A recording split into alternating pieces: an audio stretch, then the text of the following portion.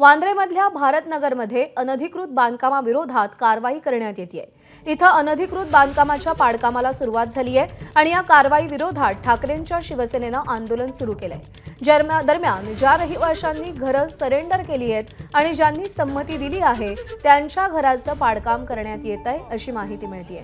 वेदांत नेब आपल्याला अधिक अपडेट देईल। वेदांत, साधारण तासभर होऊन गेलाय ही कारवाई सुरू होऊन, परिस्थिती नियंत्रणात आहे आणि आंदोलकांची सध्याची भूमिका नेमकी काय आहे?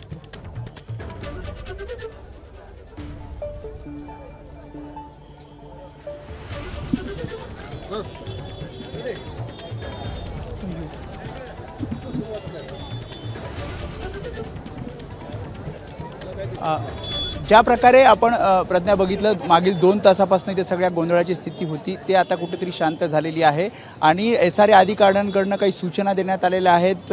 या सर्व ज्या नागरिक आहेत त्यांना शांत करण्यात आलेलं आहे आणि सध्या आपण दृश्यांमध्ये बघतोय जे जेसीबी जी तोडक कारवाई केली जाते, ज्यांनी संमती दिली आहे, ज्यांनी घरं सरेंडर केली आहेत त्यांचंच पाडकाम घराचं इथे केलं जातं आहे। आपल्यासोबत डेप्युटी कलेक्टर आहेत वैशाली मॅडम। मला सांगा, जसं मी म्हणतोय की ज्यांनी सरेंडर केली, आता पुढची नेमकी कारवाई कशी असणार आहे? तुम्ही समजून सांगतायत, करार करा असे आवाहन करता। यापूर्वी पण मी आपल्याला बाईट दिलेली आहे, त्याच्यात मी सगळं क्लिअर केलेलं आहे। आता जे लोक स्वतःहून समोरून संमती आम्हाला देत आहे त्यांच्याशी आम्ही करारनामे करू।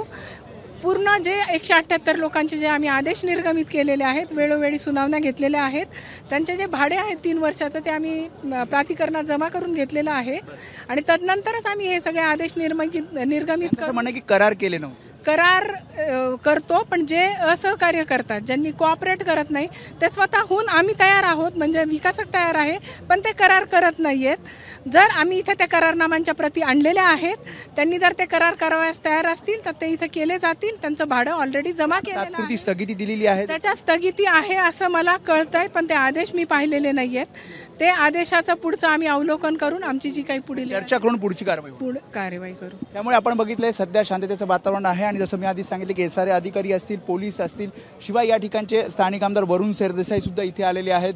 ते सुद्धा ही सगळी बाजू स्थानिकांची समजून घेतात आणि जसं त्यांनी सांगितलं की जी तात्पुरती स्थगिती देण्यात आलेली आहे, त्यानंतर जे विरोध करतायत त्यांच्या घरांवर सध्या कारवाई होणार नाही, त्यांच्याशी करार करून त्यांच्याशी चर्चा करून आता ही पुढची कारवाई केली जाणार आहे। प्रज्ञा।